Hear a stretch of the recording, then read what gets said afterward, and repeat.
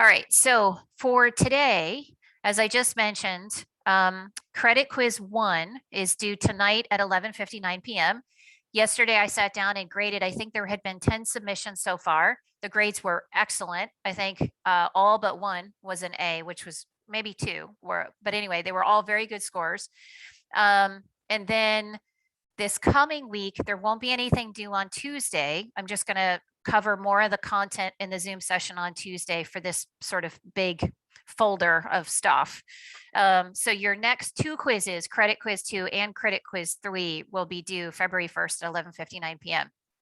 So as I've been emailing, trying to, kind of work this through as I go, I have made a lot of videos for Chapter 2 and Chapter 3. Those are now posted in the folder. I also went through back in Chapter 1. I did my homework this weekend. I hope you did too.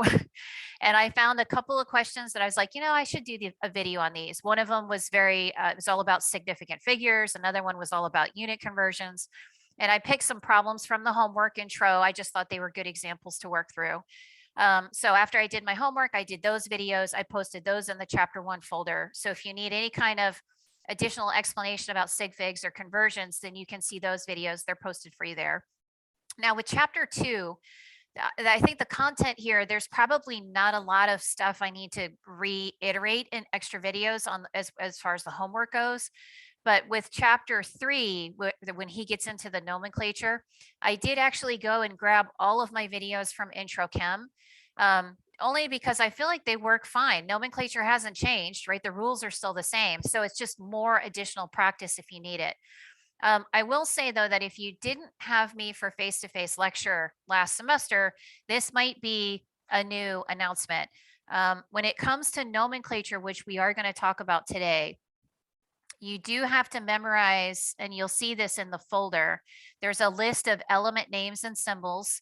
And this was the same list as in the Intro Chem, whether you had me face-to-face or online. It's the same list. It's the same 55, I think, elements.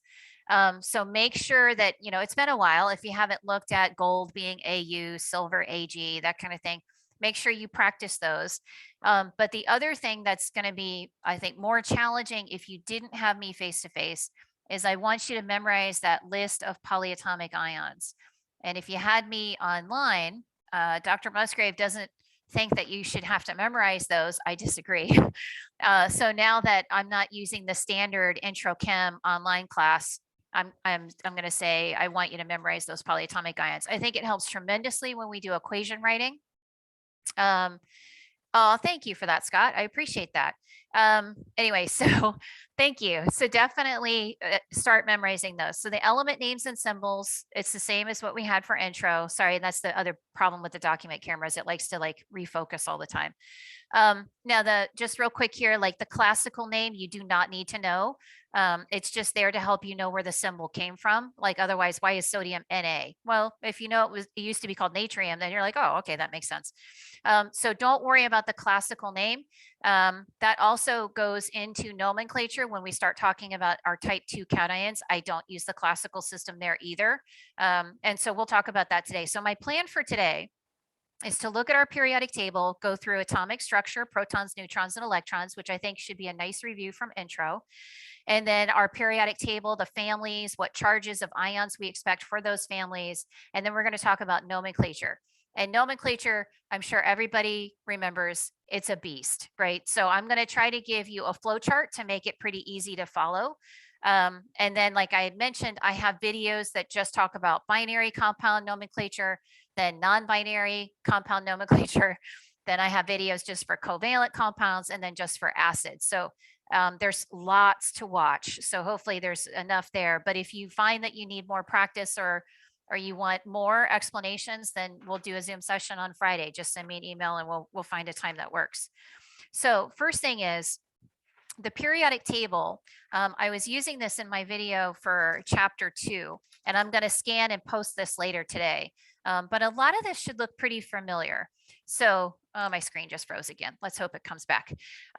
So first thing is the dark stair step on the right, that is our metalloid stair step. Oh, I don't know what that just did. Okay, then let me scoot over. All right, so we've got our metalloid stair step over here on the right, and the metalloids are above and below the stair step, and it's sort of the boundary that we have between metals and non-metals. All right, and I am gonna kind of stop my video here really quick and then restart it because I don't like the way that that looked. There we go, that's much better. So boundary of metals and non-metals right there on this stair step. All right, and so to the left of the stair step, we only have metals. To the right of the stair step, which is a very small portion of our periodic table, is our non-metals. And we understand those to be very different in properties, right? Metals are mostly solid at room temperature. They're good conductors of energy. A lot of times they're shiny solids, right? The non-metals that are solids at room temperature, like sulfur, phosphorus, those are powdery. They don't look anything like a metal. And so what happens like along that stair step is you have elements that can have properties that are sometimes metallic and non-metallic. And my favorite example of this, probably because I like to bake, is the Silpat, which is like a silicone mat that you can put on your baking sheet that prevents cookies from sticking or whatever it is you're cooking. And they have a lot of silicone bakeware now. And it's just kind of interesting because you never think of like a rubbery material being a good conductor of energy, right? We normally use pans, like metal pans to cook, because those are going to conduct energy better. So those Silpats or silicone bakeware, right? It's amazingly a good conductor of energy, even though it's not a metal. So that's like my favorite example. But anyway, to the left, right, we have our metals. In the metal category, we have specifically our alkali metals, this group 1 over on the left. I always want to make sure and remember to mention hydrogen is an exception, though. It is a non-metal. So we're looking at lithium, sodium, potassium, rubidium, cesium, francium. For those of you that had me for lecture last semester, you know this periodic table, it's another way to quiz yourself, because when you look, some of the element names are missing and some of them are there. If it's missing, it means that you should know what it is. And this is the same periodic table I always give on all of my tests. So if you want to print this out after I post it later today, you can actually go through and say, okay, lithium. All right, I don't need to know beryllium because it's there. And then start going to here. Okay, boron, carbon, nitrogen, oxygen, etc. Anyway, so the alkali metals, right? Then group 1, I always remember group 1, one name, alkali. Then group 2, right? Magnesium, calcium, strontium, barium, radium. Those are your alkaline earth metals right there. Beryllium is too. You just don't have to know the name of that one. Then in the yellow highlighted box, we have our transition metals. And then underneath the stair step, those are just plain metals like aluminum, tin, lead, bismuth. Those are just plain metals, no special name there. So if you notice that metalloid stair step, normally it's everything that borders it above and below, but aluminum is an exception. It's just a pure metal. Then on the non-metal side, we have our noble gases all the way to the end. Then we have our halogens, fluorine, chlorine, bromine, iodine, astatine, and tennessine, the new one. And then our oxygen family, sulfur, selenium, and then nitrogen family. We don't need to know chalcogens or anything like that. We're just looking at noble gases and halogens. Those are the two non-metal families we want to know. Now, one of the other big differences between metals and nonmetals is that when they form ions, metals will always lose electrons. And when they do that, they form positive ions because we know that now they have more protons than electrons. Nonmetals, on the other hand, they always gain electrons to be negative ions. And there's special terms for those, right? A positive ion is a cation. You can remember the T is your plus sign. And a negative ion is an anion, which to me always looked like it was short for a negative ion, but I'm not really sure that that's where that came from. It just looks like that's where it came from. So before we start looking at how electrons are lost or gained, we need to talk about atomic structure. And so what I have on the periodic table is I just pulled out carbon, and the symbol, right, carbon, atomic number on top is 6, below 12.011. And so for now, we're going to refer to this as the atomic number on top, the mass number on the bottom. Atomic number is always the same name, but mass number in the future, it'll be called a molecular mass, an atomic mass, a formula mass. I like molar mass. That's my favorite. Anyway, the atomic structure in this first section, we're going to get from looking at those numbers on the periodic table. And what you probably remember is that the atomic number on top tells us the number of protons that are in any nucleus of that element, of an atom of that element. So what I know is that all carbon atoms have 6 protons, all nitrogen atoms have 7 protons, all sulfur have 16. It's an element specific number. If you change the number of protons, you have changed the element. So we know that those two are always tied together. Carbon has to be 6 protons.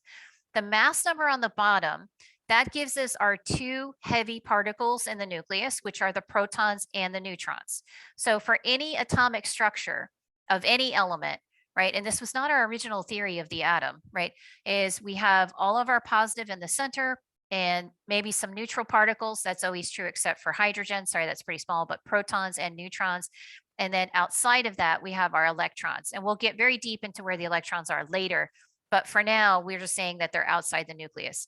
All right, so that's every atom structure. That's our nuclear atom discovered by Rutherford, 1920s, with his experimentation. So protons and neutrons in the nucleus, that's where 99.9% of the mass of the atom is. Those are the heavy particles, and the electrons are outside of that.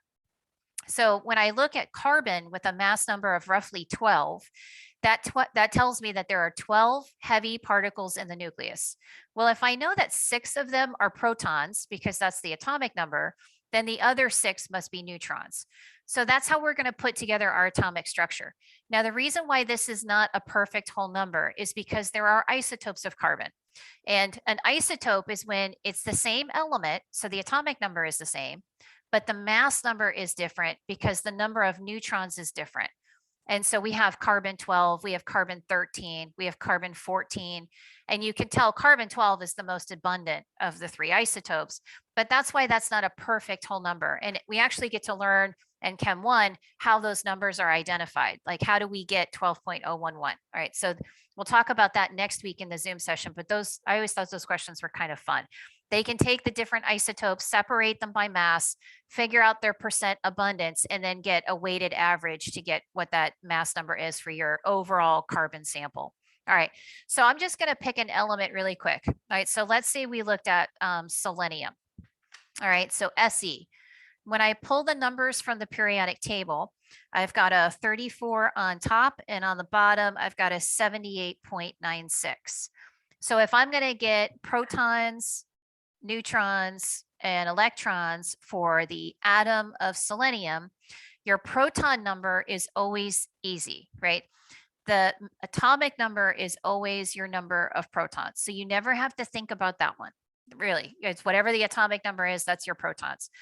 Now for the neutrons, if we're not given a specific mass number to use, we're going to use the one on the periodic table, but round it to the nearest whole number. So that would be 79.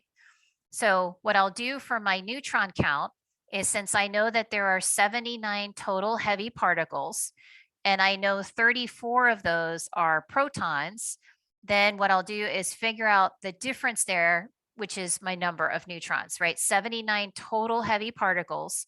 I know 34 of those are protons. That means the additional 45 must be the number of neutrons. So protons and neutrons always sum to make your mass number. All right. And again, these are the 2 particles that we would find in the nucleus. Outside the nucleus is where we have our electrons. And the way that we determine our number of electrons is, if it's an atom, atoms are always neutral. So we know for every +1, we need a -1. So if we're looking at an atom of selenium, which has 34 positive particles, it must also have 34 negative particles. So that's how we get our atomic structure for any element from the periodic table. Now, on the periodic table, we looked at some of those families. We looked at alkali metals, alkaline earth metals, transition metals, and this was sort of, it was kind of designed, or at least started, by Mendeleev back in mid-1800s. He was a Russian chemistry professor, and he sort of compiled all the information that he knew about those 55 elements, and he started to sort of organize them in a system, and he found that there were some patterns, like patterns of behavior. And then later on, this is, developed into the periodic table that we have now. And so, for example, all the way at the very end, right, we stop when we get to these noble gases. And what we know about these is that they are incredibly stable. Like, we can force them to react, but they really don't want to.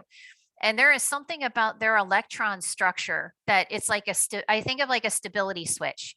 Like, once you get 2 electrons, the switch clicks on.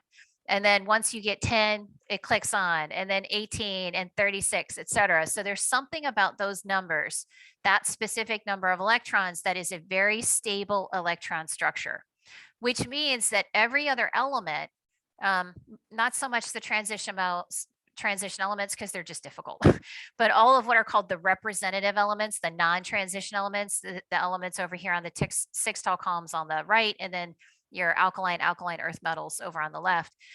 All of those representative elements want to get that number of electrons to match a noble gas number.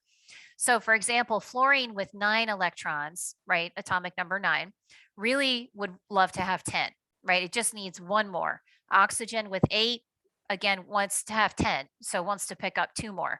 Nitrogen with 7 wants to pick up 3. When we look at the metals though, right, we said they don't gain electrons, they lose. So sodium with 11 wants to lose 1 to get to 10.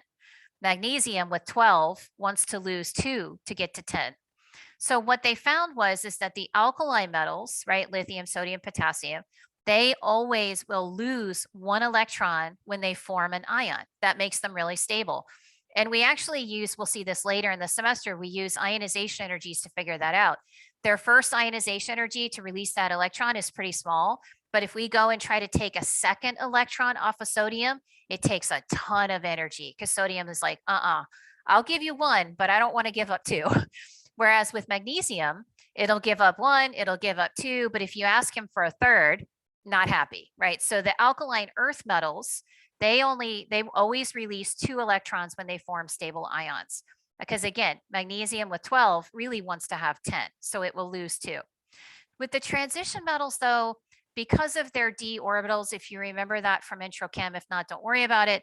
They're much more complicated with how they ionize.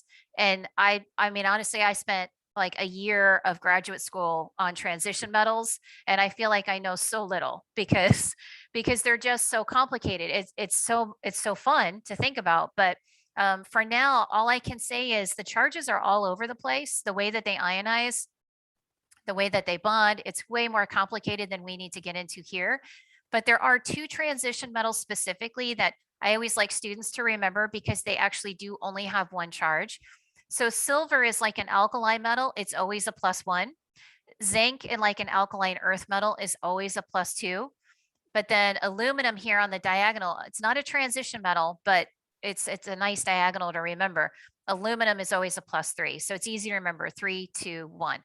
Cadmium technically is also a +2, but I just like the diagonal. I think it's easy and it's enough for us to memorize. So aluminum always a +3, zinc always a 2, silver always a 1.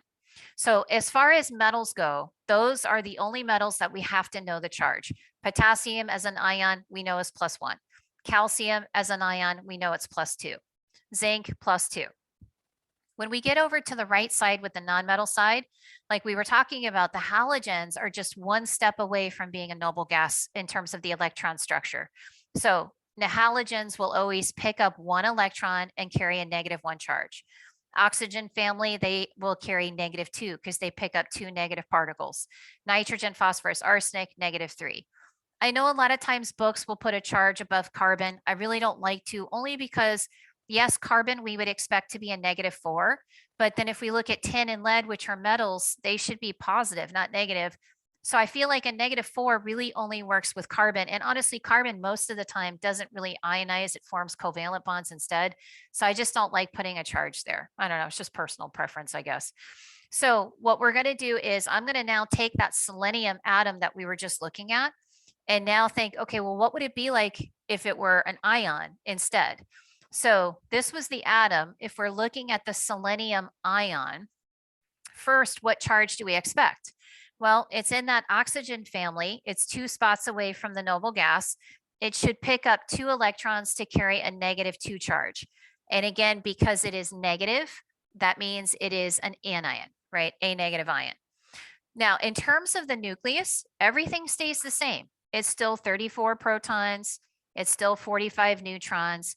But now with the number of electrons, and I know like this sometimes trips up students, you see a negative, you think subtract, right?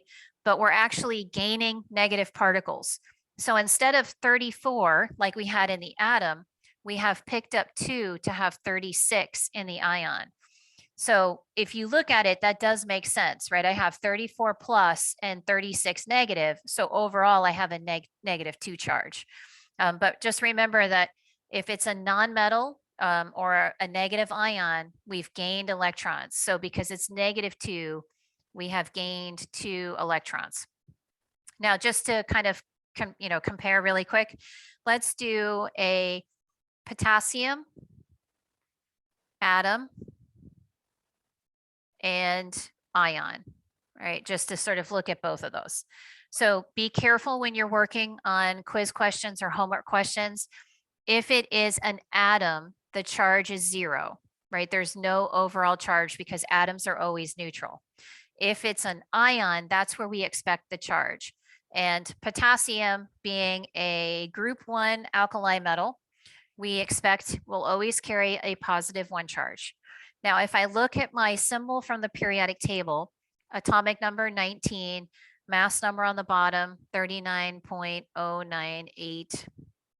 So if I use that set of numbers, whether it's the atom or the ion, it has to be 19, right? Because if we're talking about potassium, remember that number is fixed. It's got to be 19 protons in the nucleus.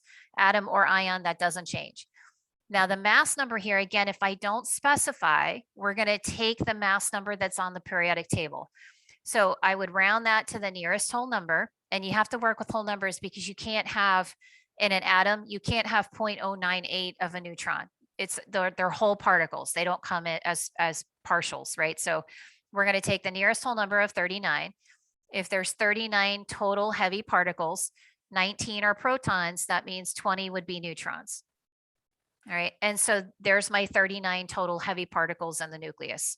Now, in the atom, to get my number of electrons, it's going to be the same as my number of protons, because to get to 0, for every +1, I need a -1. So 19 plus, 19 negative.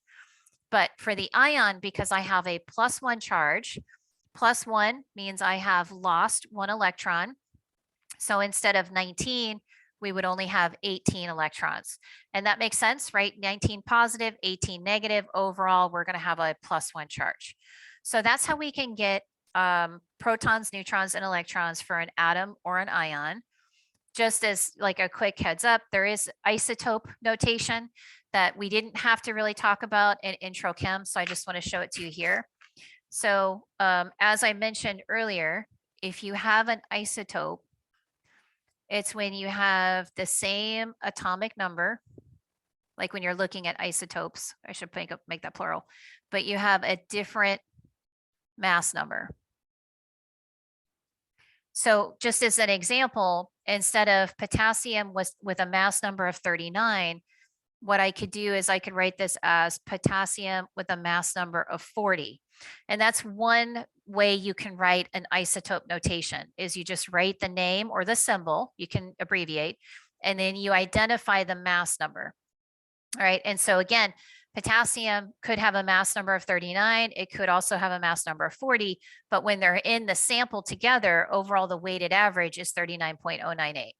So this is one possible isotope of potassium with a mass number of 40. In this case, it would still have the 19 protons because again, that doesn't change. If it's potassium, it has to be 19. But now with a total of 40 particles in the nucleus, that means we now have 21 neutrons, right? So the mass number, if it's different, it means that the number of neutrons is different, right? We have more heavy particles in this isotope of potassium. Now, the other way you can do this isotope notation is you have your element symbol. And this, I thought this was, it wasn't meant to be confusing, but it kind of was, and I'll explain why. On my periodic table, right, the atomic number is on top, mass number on the bottom. In the isotope notation, they flip it. The mass number's on top, the atomic number's on the bottom. The reason why I thought that this particular isotope notation was also kind of silly, or maybe redundant, I should say, is that if it's potassium, it has to be 19. So why are we putting the 19 there anyway? But you know, whatever. They didn't ask me when they put this together. So it seems like you should just have to put K40, right? Because the mass number is the part that you don't know. But this is another way of writing the same like isotope information as writing potassium-40. But write the element symbol, mass number on the top, atomic number on the bottom. So those are just two different ways of writing an isotope. So you'll see that in the homework. Okay, so we talked about protons, neutrons, electrons for atoms and ions. We talked about the families on the periodic table. The next big topic is going to be nomenclature. And I have an hour to go through it. And it's going to be a lot. So what I'm going to do is I'm going to make a flow chart. And then I will post this later today as well with my periodic table. I think that with nomenclature, what you always want to start with is this question. What is the first element that's written in the compound? Because this is going to tell you what to do with it. In nomenclature with general chem, like our introduction to inorganic chemistry, we have 3 systems of nomenclature that we have to learn. And if your first element is a metal, that means that you have an ionic compound, right? If your first element is a nonmetal, then that means you have a covalent compound. And if your first element is, I should have written, oh, well, you'll forgive me, is hydrogen, then that means that it's an acid. Now, the hydrogen in front, there is actually kind of a qualifier here. Technically, we're looking at these always being in solution, so aqueous. And so I will say Tro in the homework was very good about that. Like he wrote HCl aqueous, HNO3 aqueous. And because technically HCl as a gas has a different name than HCl as a solution. I'm always going to assume that we're in solution. Anyway, and that's the system that we'll follow. All right, so we have ionic compounds, covalent, and acids. What's the difference? If it's ionic, it has ions. That makes sense, right? We're going to have a cation and an anion. And the electrostatic charges, the positives and the negatives, hold it together, and they do a really good job at that. Covalent, what's different here is that there are no ions. And instead, what happens is electrons are shared. And you might remember that from intro, doing your Lewis structures, looking at how those electrons are shared between, like, for example, nitrogen and oxygen. Now, if hydrogen is in front, this is still technically an ionic compound. There are still ions involved. It's a special type of ionic compound because the positive ion is always hydrogen. So it gets its own special system of nomenclature. Okay, so we've got our 3 types of compounds: ionic, covalent, and acids. Now, with ionic compounds first, all right, we know we're going to recognize this because we have a metal in front. And we said that's most of our periodic table. So we're going to have a lot of compounds here to know how to name. When you have a metal in front and it's an ionic compound, you have a cation and you have an anion. And unfortunately, for each of those, you have 2 options. If it's a cation, it can either be what's called a type 1 cation, or it can be a type 2 cation. So what's the difference? If it's type 1, it only has 1 possible charge, right? And those are the charges that I've asked you to memorize. So your alkali metals, right? Let me kind of show this. Your alkali metals are always +1. Let me actually do this. Let me highlight. I don't think I have my highlighter close by, so let me use a green pen. So your alkali metals, right? Your alkaline earth metals, and my green pen already died. Hey, that was quick. All right. And then your alkaline earth metals, and then your aluminum, zinc, and silver. Okay, so let me actually change this. We'll go to red. So make it Christmassy. We got our alkali metals, our alkaline earth metals. Oh, and it just did that again. Let me pop out real quick and then pop back in. All right, so we got, sorry about that, alkaline earth metals, and then the aluminum, zinc, and silver. All right, so those that I have highlighted, right, in red, those are your type 1 cations. And because they're type 1 because they only have one possible charge. So what's nice about these is that we don't have to really do anything special. Like if we see magnesium, we just say magnesium. We don't have to say anything else from that. Okay, I don't know why it keeps doing that. Let me go out and go back in. So when you have a type 1 metal with only one possible charge, all you need to do here is just name the metal. That's it. All right. If it's a type 2 cation, which is the rest of our periodic, like the rest of our metals, so it's like the rest of the transition metals, the metals that are underneath the metalloid stair step, tin, lead, bismuth, all those transition metals, right? Those are your type 2 cations. And if they are type 2, it's because they have 2 or more possible charges. And what complicates it is that when you name the compound with a type 2 cation, now what you have to do is you have to, oh no, sorry about that. I have someone at my door and I have a dog that really hates that. All right, so if it is a type 2 cation, what we're going to do is name the metal. And then in parentheses, use a Roman numeral to identify the charge, not how many, on the metal. All right, so that's the thing. You got to identify the charge on the metal, and we'll do some practice here. But with your ionic compounds, you have two options for your cation. It can either be a type 1 or it can be a type 2. If it's a type 1 metal, we don't really have much work we have to do. We just name the metal. So if we see Na, we just say sodium. If it's a type 2 metal like copper, we're going to have to say, okay, it's copper. And in this compound, it's copper +1 or it's copper +2. And we use a fancy Roman numeral to identify that charge. Now, on the anion side, the negative ion, we have two options as well. It can either be just a simple nonmetal like oxygen or nitrogen. And what we'll do here is we're going to push an IDE ending. So oxygen becomes oxide, nitrogen becomes nitride, all the halogens, bromide, fluoride, chloride, right? Sulfide. Sulfur is not a halogen. I just threw that in at the end. Then the other option is it could be a polyatomic ion. All right, and these are the ones that I wanted you to remember. Now the list of polyatomic ions, right? I will post that. Actually, it's already posted, and I already wrote it. It needs to be memorized. This is going to require some work if you haven't done it already, at least some review if you have. But what you'll notice is with the polyatomics, a lot of them will have like a difference of just one oxygen, like nitrate, nitrite, sulfate, sulfite. When that happens, just kind of pay attention. What you'll notice is the 8 polyatomic always has one extra oxygen than the ite. So what I always recommend is if you can memorize all of the 8s, you automatically know the ites. So if you can remember that nitrate is NO3 -1, then you know nitrite is NO2 -1. All right. And I'll make a video this week about how to memorize those maybe a little bit easier.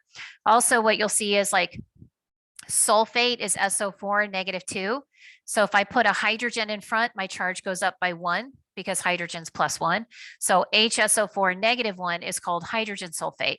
So it's just the sulfate with hydrogen. So hydrogen sulfate, that makes it a little bit easier.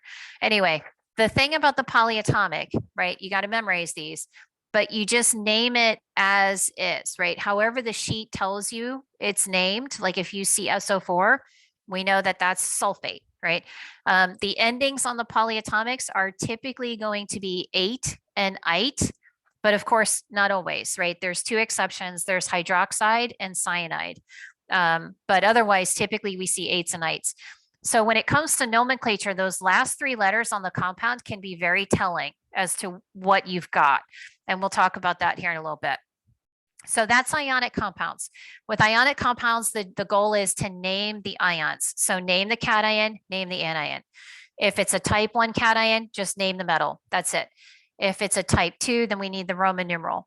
If it's a simple non-metal that it's partnered with, then we just push an IDE ending. If it's a polyatomic, then we just have to name whatever that polyatomic ion is called, because again, we're just naming the ions. So if we see NO3, we say, oh yeah, that's nitrate. So nitrate.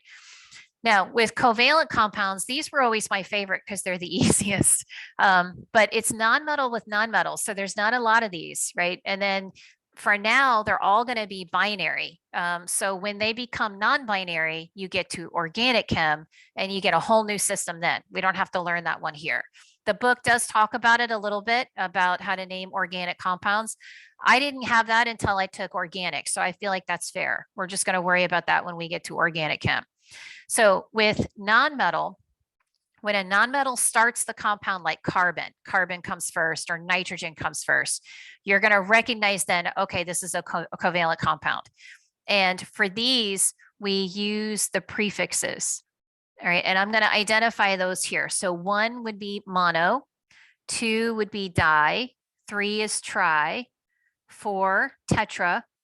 I know I'm older than a lot of you, but I remember playing Tetris, and I always, most of them are squares. So they're four-sided or rectangles. So that's how I remembered that was tetra. I don't know. 5 is pentagon or penta, like penta 5, right? 6 hexa, the X for 6. 7 is hepta, 8 octa, 9 nona, 10 is deca.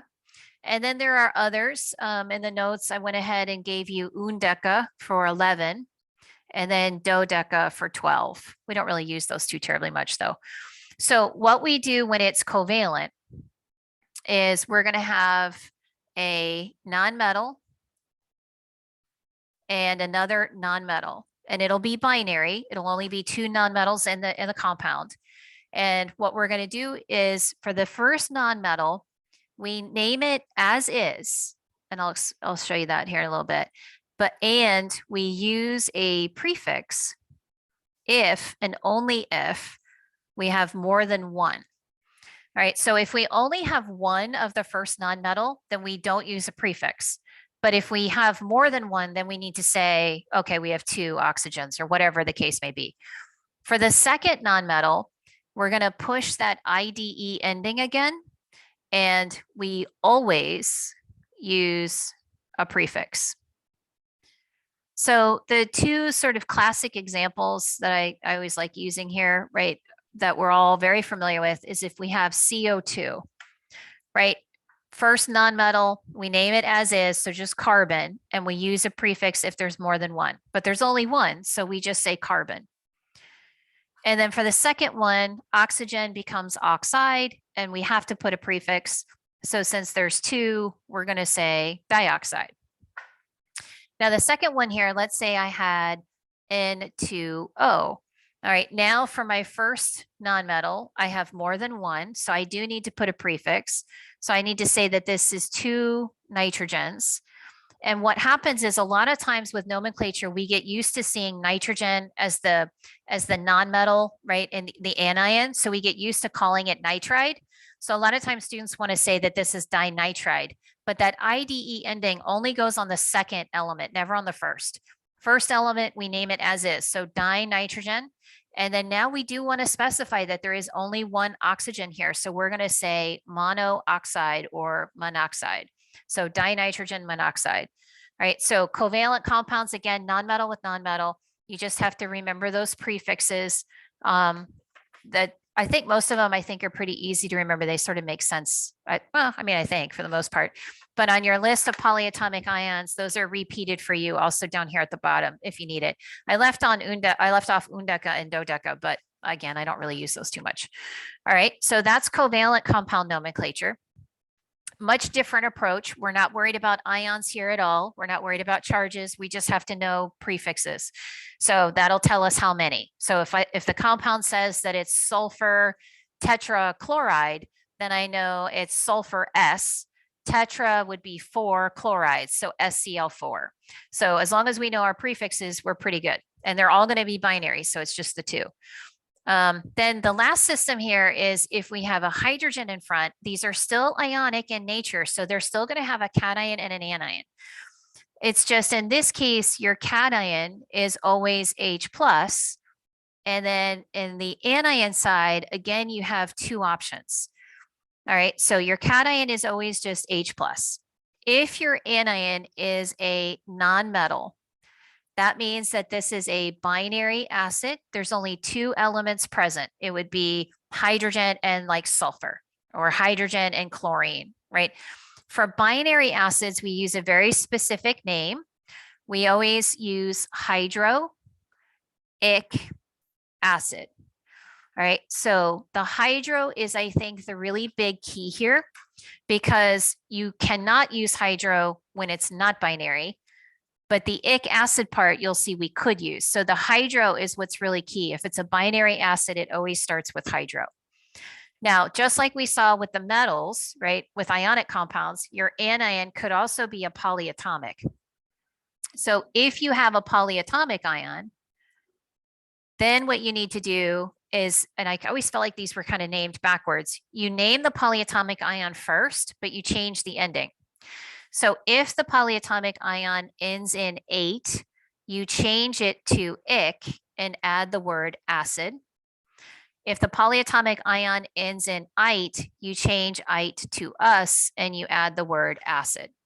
So sulfate becomes sulfuric acid. Nitrite becomes nitrous acid. So that's our nomenclature system. And it may look like a lot, but it just takes some practice, and you'll see that on the practice quizzes for part 2 or chapter 2. I even kind of warn you, I'm like, this practice quiz is really long.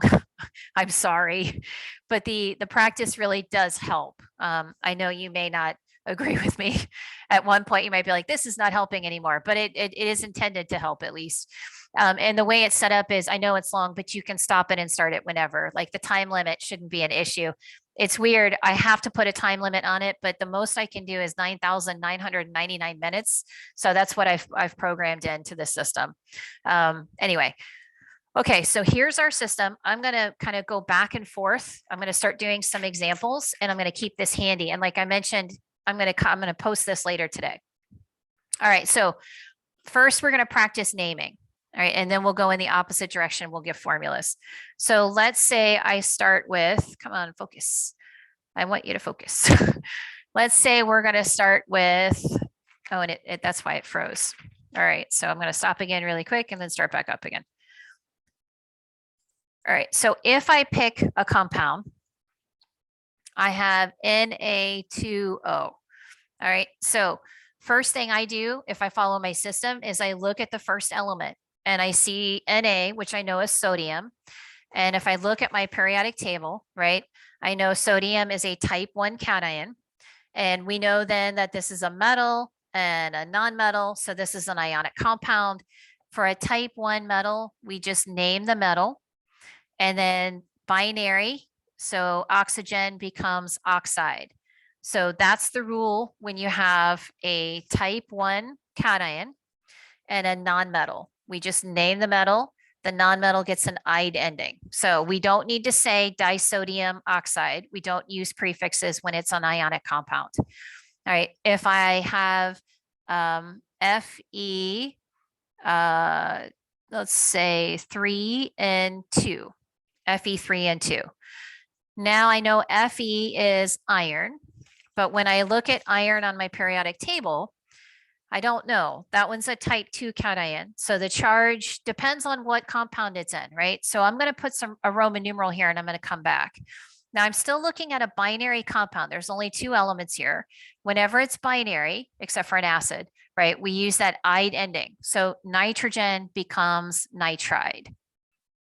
Now, the reason why we need more information here is if you think about going backwards, right? Like, and that's what we're going to practice here in just a little bit. If I had sodium oxide, I'd be able to get back to Na2O. I know the charge of sodium. I know the charge of oxygen. I know how to balance them out. But if I say iron nitride, I know the charge of nitrogen based on where it is on the table, but iron I don't know. So I wouldn't be able to figure out what the compound looked like based on just iron nitride. I need to say iron with what charge. So when I look at Fe3N2, and I'm going to give myself a little more space here, the only way to know iron is to know nitrogen. So on my periodic table, I know nitrogen is a -3 charge each. So there's a couple of different ways to do this.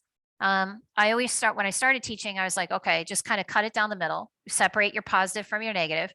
If nitrogen is -3 and there are 2 of them present, -3 times 2 is a -6. Now, to get to 0, because I know compounds are always 0, I would have to have a +6 to cancel out.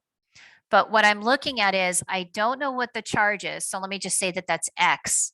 And I know that I have 3 irons in that compound, right? There's because it's Fe3. So each iron would have to be what charge to get to a +6? Well, it must be a 2, right? Because 6 divided by 3 is 2. But then what I started noticing is you've got this crisscross here, right? So what you can look for is if the charge on the anion, absolute value, is the subscript on the cation, then the opposite will always be true. So that's what you have to check first. If the charge on the nonmetal or the polyatomic, but whatever the anion is, if the absolute value of that is the subscript on the cation, then you know the opposite is always going to be true. So that 3 charge on nitrogen is the subscript for iron.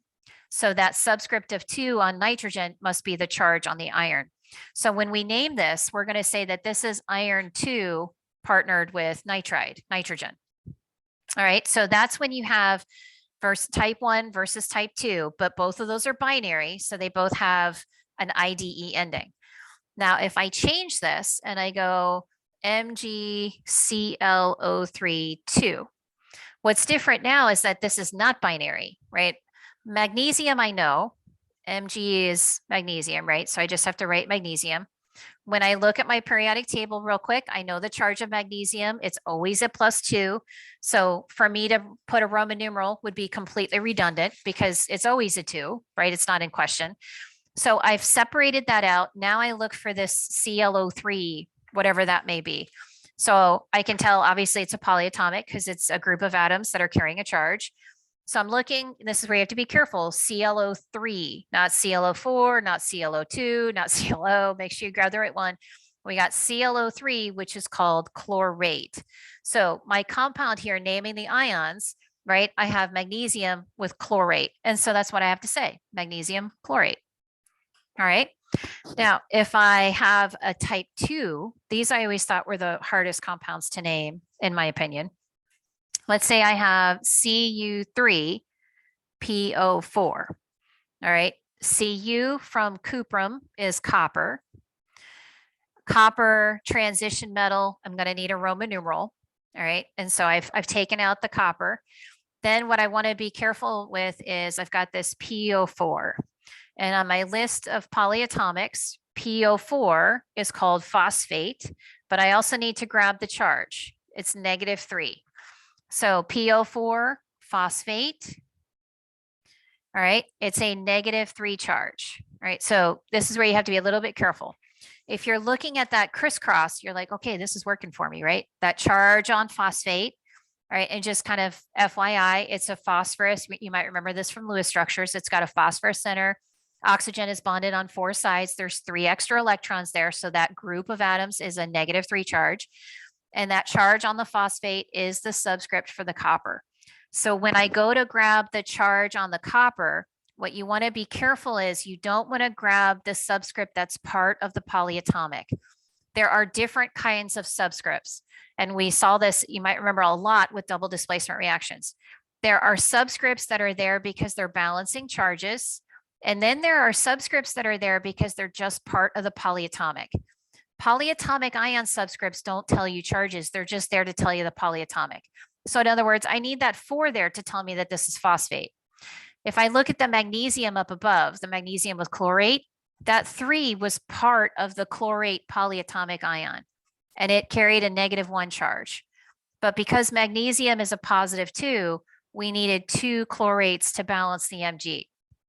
So when you're looking to do that crisscross to kind of help you with the charges, just make sure that you see that if it's a polyatomic, if there's more than one of them, it will be in parentheses followed by the subscript.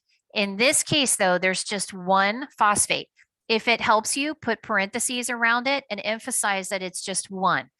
Because when I go to grab the charge on the copper, because the 3 charge on phosphate was the subscript for copper, I'm going to take that 1 subscript on phosphate as the charge on the copper. So in this case, my compound is just copper 1 or cuprous phosphate. Now, if it helps you to kind of do it, what we did up here with the iron 2 nitride, that might help. You think about it, you've got 3 coppers, and then you have 1 PO4 group with a -3 charge. To balance, right, 1 phosphate, -3, I need a +3 to go to 0. Since I have 3 coppers, it makes sense that each one of those would be a +1. And that's what I want to identify in my parentheses, that this is copper 1 phosphate. All right, so a little bit harder. I always thought non-binary compounds with a type 2 cation, those were always kind of the hardest to name because you have to know the name of the polyatomic and you have to know the charge. And so that means you have more work. All right, if I switch and now I go to S2Cl4.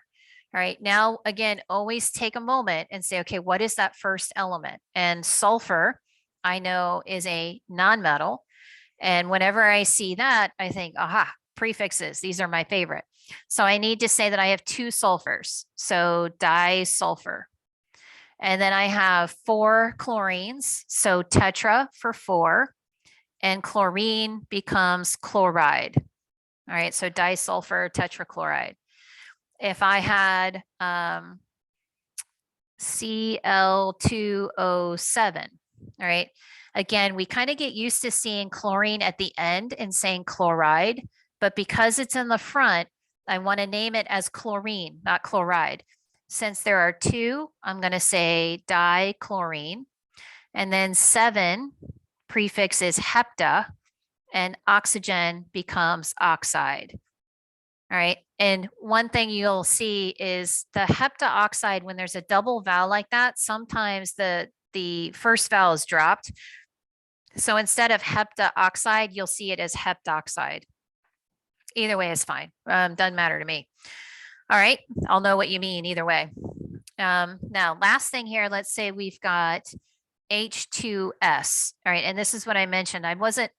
I'm sometimes not very good about stressing that it's aqueous, but technically there is a difference between H2S not in solution and H2S in solution. We do name it differently, but I just am always assuming that we're aqueous. So I want you to do the same. Let's always just assume that we're aqueous. So this is where we follow our rule for acids, right? So our cation is H. In this case, what we're looking at is our anion is just a nonmetal. It's just sulfur. And this is where we use that hydro in front. So when your acid only has 2 elements present, you always start with hydro. So hydro is the mark of a binary acid. Then to finish this, sulfur, it's an interesting element. I don't understand who made the rules on this one, because sometimes when you use the stem for sulfur, you use just SULF.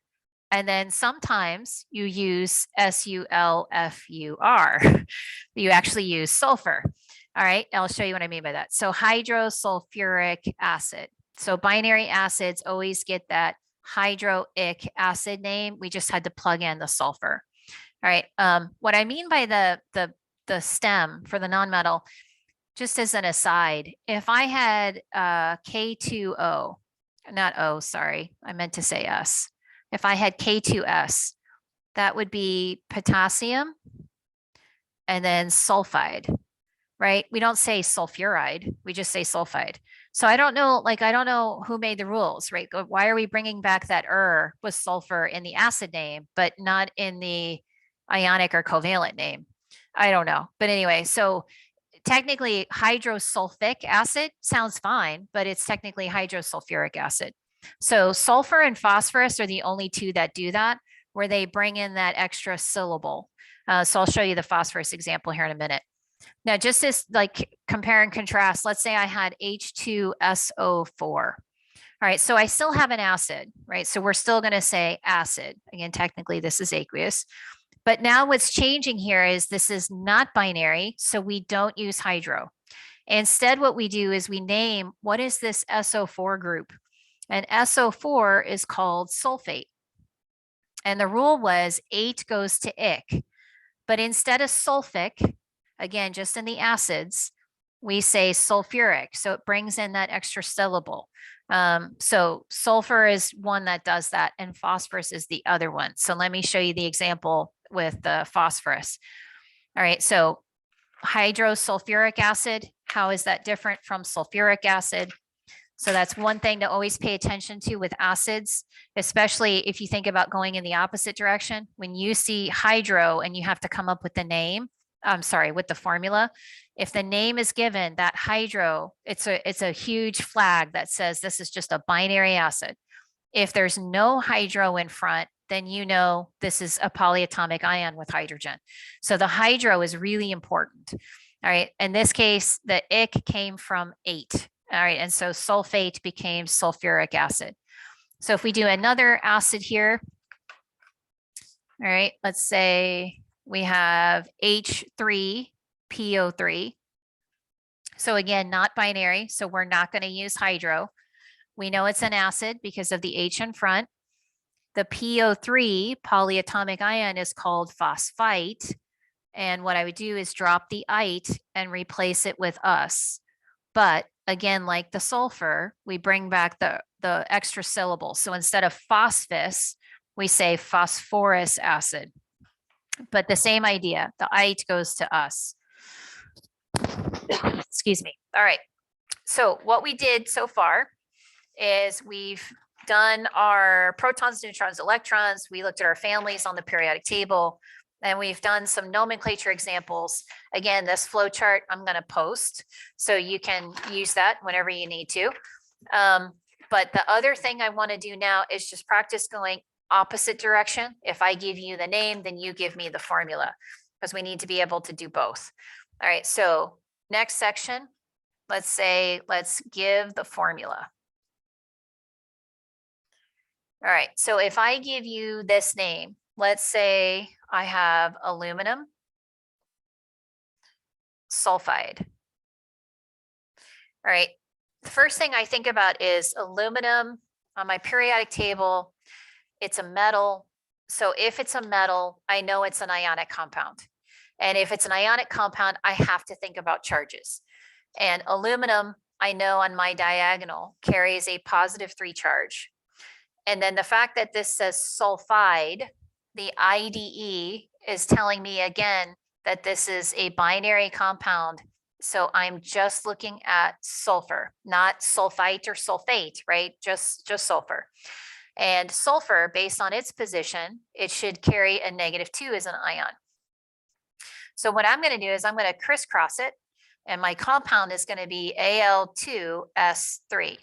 All right, that's like the easiest way to do it. But if you don't want to do the crisscross, what we're essentially doing is getting the least common multiple to balance out your charges.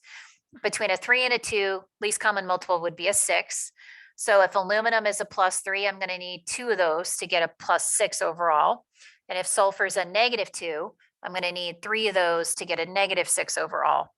And that multiple, right, those are the subscripts. So that's how we get Al2S3.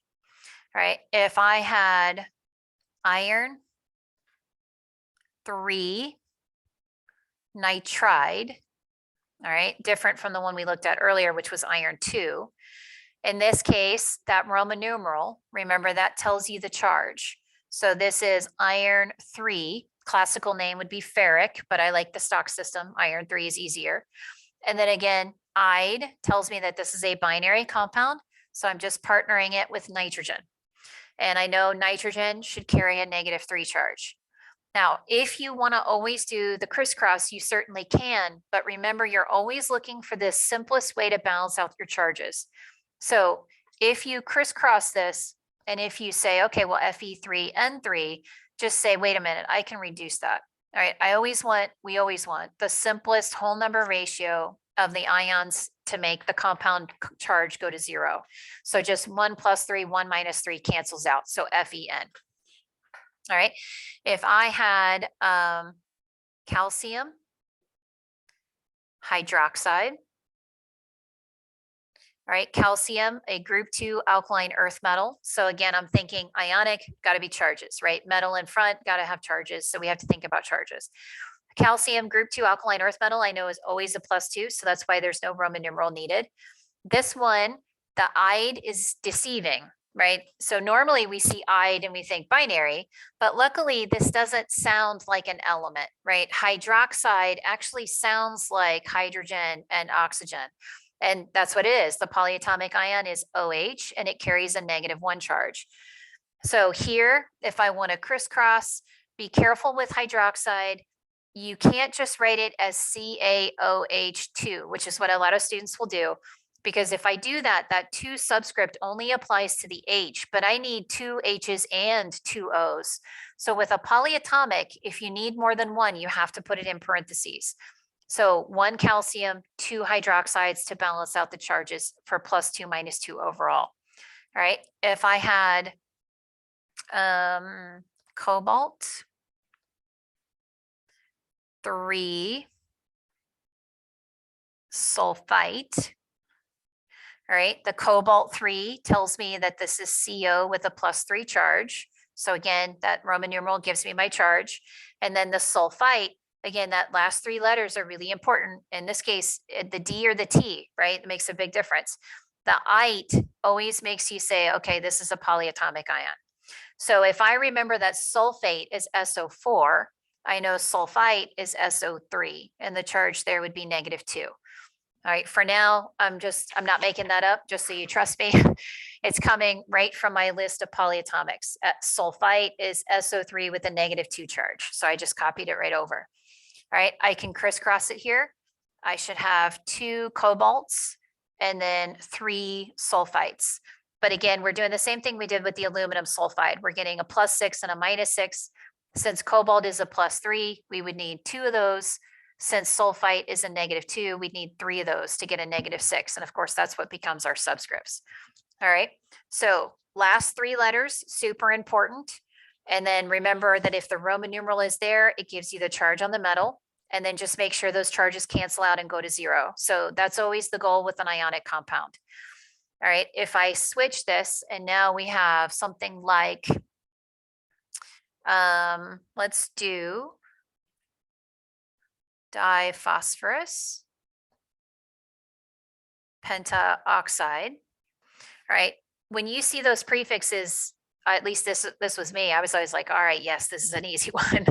But you don't want to think about charges here. And that sometimes students will do that. They'll go to their periodic table and they're like, wait a minute, phosphorus is a -3, oxygen is a -2. How is that working? And it's because it's not an ionic compound, it's covalent. Whenever you see those prefixes, you know that it is a covalent compound. And whatever those prefixes are, they just become your subscripts. So these are the ones, like, they're easy to overthink. So don't do that. Like, it just immediately, whatever the prefix is, it becomes the subscript. So this is telling me that I have 2 phosphorus, right? Because di means 2. So P2. And the next part, pentaoxide, is telling me 5 oxygens. So O5, P2O5.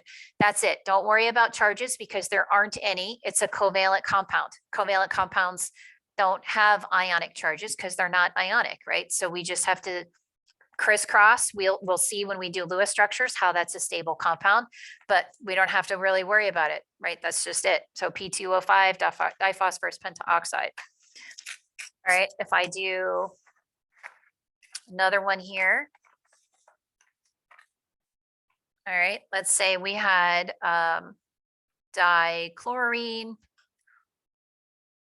monoxide. All right, so dichlorine means Cl2 and monoxide, just 1 oxygen. So Cl2O. All right. I'll do one more here because I think sometimes hydrogen is it maybe sounds weird. So let's say I had tricarbon octahydride. All right, so tricarbon, right? 3 carbons, and octahydride. Hydride is our name for the hydrogen, but we changed hydrogen to hydride for the IDE ending. And octa would be 8. So C3H8, right? And then when you get to organic chem, you'll learn that we've changed that. Now we're going to call it propane. But for now, we just say tricarbon octahydride. All right. Last thing here are the acids. So let's say I had hydrochloric acid, right? So again, I always feel like these were kind of named backwards. The acid is telling me the cation, which is H plus. The hydrochloric is telling me the anion. And because there's hydro in front, my anion here is just a nonmetal. So hydro, again, always tells you that it's a binary acid.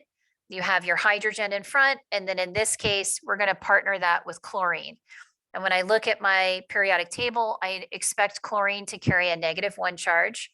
So +1 -1 cancels out nicely. It should just be HCl, all right, hydrochloric acid. If I have chloric acid, again, just kind of compare and contrast, the acid again is still telling me H plus, but now that there's no hydro, right, I know that this is a polyatomic. And if it's a polyatomic, I need to remember the rule. The ic came from 8. So I'm looking for chlorate. And we saw this one earlier, I think with magnesium, but when we go to our list of polyatomics, chlorate is ClO3 -1. If I have a +1 hydrogen, -1 chlorate, again, those come together nicely. So just HClO3. All right.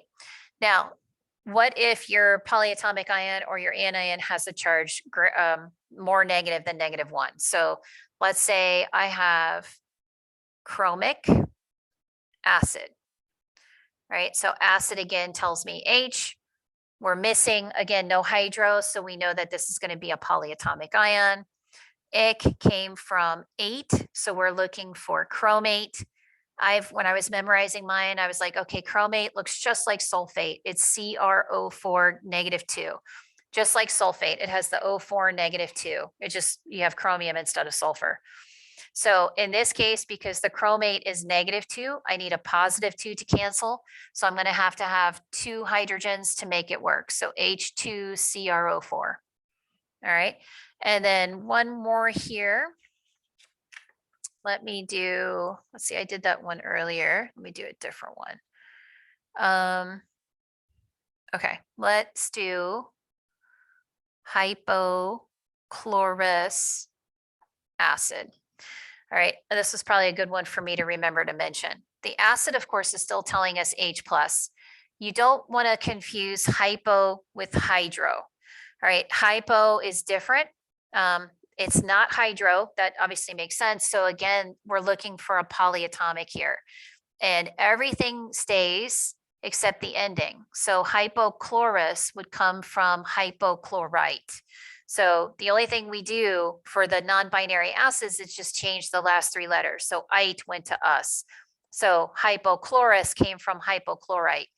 When I check my list, hypochlorite is ClO with a -1 charge. So those should come together 1 to 1. So HClO. All right. The last thing I want to mention is when you look at your list of polyatomics, we only have one positive polyatomic ion that we have to worry about. And this one, because it is a positive ammonium, you're going to see it in the front of the compound, right? Because the positive ion, the cation, always comes first. So if we go back to our flow chart, it's just one little thing I want to add to that. Now, if it's an ion, it's still an ionic compound, right? So we know that we're over here on the ionic side in terms of our nomenclature.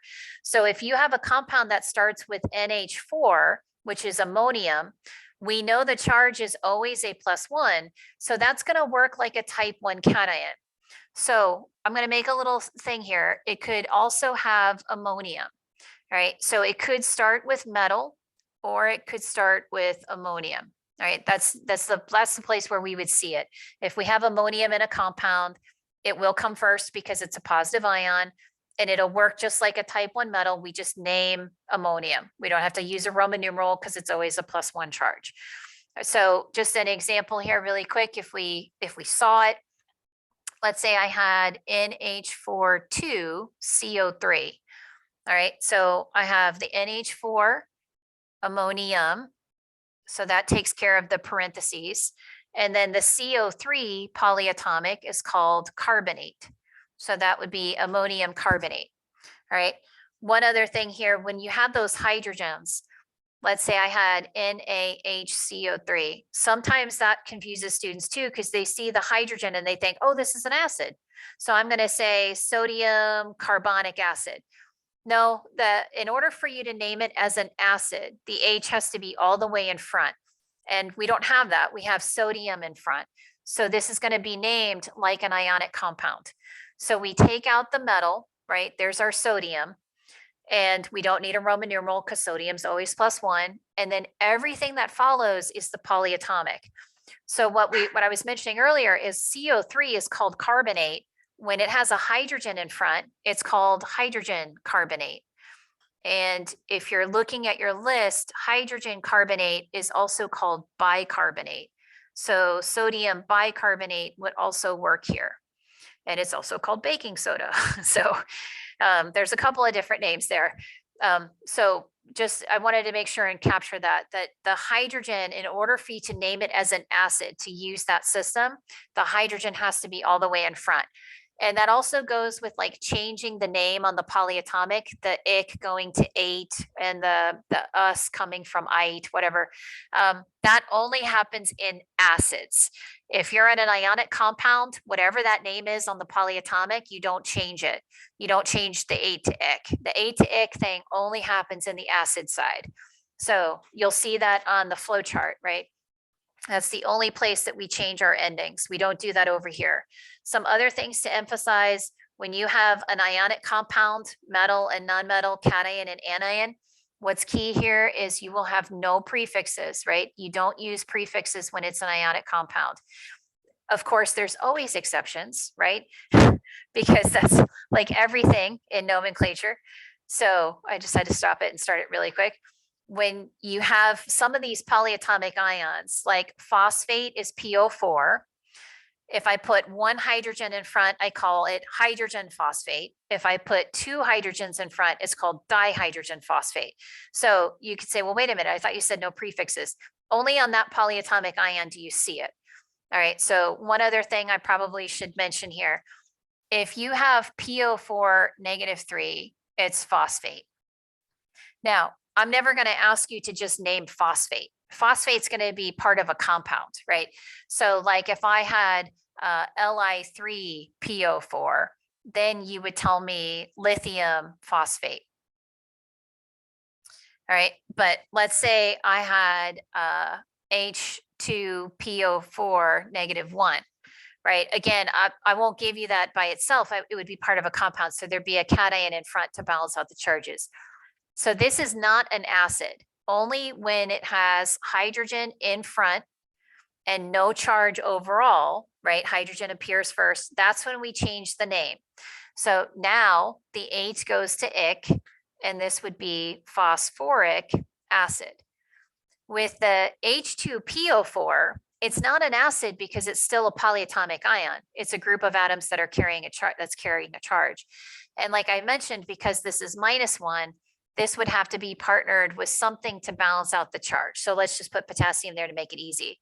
So when I name KH2PO4, K would be potassium, the H2 dihydrogen, and PO4 phosphate. All right, so it's kind of a mouthful, potassium dihydrogen phosphate, but that's KH2PO4. So the first section, like I mentioned, it doesn't follow exactly with the chapter's intro, because again, I just didn't like the way he organized it. I thought it was kind of weird. So if I just kind of show you the chapter 2 notes really quick. And again, there's videos for the chapter notes. It starts out with the nuclear model, technically the definite proportions and multiple proportions. And then it talks about protons, neutrons, and electrons. Then it goes through your atomic number, mass number, getting the picture of the atom from those numbers on the periodic table. Talk about isotope notation if you wanted to look at that again. Then we talk about ions, right? What makes some positive, what makes some negative, what charges do we expect, our different families in case you needed to go look at that again. And then looking at, okay, how did the electron counts change for ions, which we talked about today. And then it starts talking about atomic mass, periodic table, how we get those mass numbers, and how do we relate moles, particles, right? And this is where I was like, you know what, that seems like it's more in line with chapter 3 when he talks about empirical and molecular formulas and molar mass of compounds. So yes, there's a video because in my videos, I follow the notes because I'm following the textbook. But when you go into my courses, that first, what I call the credit quiz 2, what I did today for this Zoom session prepares you for credit quiz 2. So I took like the first portion of chapter 2, looking at subatomic particles and families and the periodic table and ions, and then I look at nomenclature. Next week, what I'm going to do is talk about the mass, mole, particle conversions that we remember using Avogadro's number. We'll look at percent composition, empirical and molecular formulas, and then we'll also look at how those mass numbers on the periodic table are determined. Why, for example, going back, why is carbon 12.011, not just 12, right? So that's what we'll look at next week. So we're actually going to get done a little bit earlier today, which I'm impressed with. I didn't think I could go through all of nomenclature that quickly. But if you need more examples on nomenclature, I have to say, as a student, when I was learning this, this is the one where I was like, oh, I'm going to have to really sit down and do this. Math problems I'm much more comfortable with because I can try to, you can kind of figure things out. But with nomenclature, I was like, oh, I'm going to have to make flashcards. I'm going to have to memorize my polyatomics. So I do highly recommend doing that. And then just lots of practice with nomenclature. But I think if you begin, with your practice quiz, having this flow chart handy, it'll really, I hope at least, it'll really help you start to get a feel for, okay, this is when I use the prefixes. This is when I look at ate, or I'd, right? This is when I need a Roman numeral, etc. So hopefully this flow chart will help. I'll get that scanned and posted later today. But I think that's a good place for me to stop. So anybody have any questions for me?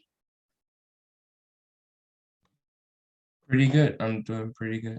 Okay, good. I hope it was a nice review. I know you all have had it before, but it's easy, I think, if it's been a while, to kind of forget about it. So hopefully this was a really nice review of everything. And like I said, there's lots of videos there if you want more. And if you have any questions for me, we can arrange another Zoom session later in the week. But I hope at least this gets you going through the 2 material for credit quiz 2. So practice quizzes 2A, 2B, 2C, and 2D, and then take credit quiz 2. Again, it's not due for 2 weeks, but I wouldn't want to save both quiz 2 and quiz 3 for the end. Like if it were me, I would say, okay, my goal for this week is to get through credit quiz 2 material. And so this Zoom session will definitely help you with that. So if you have any questions this week, let me know. But otherwise, I hope you have a great week.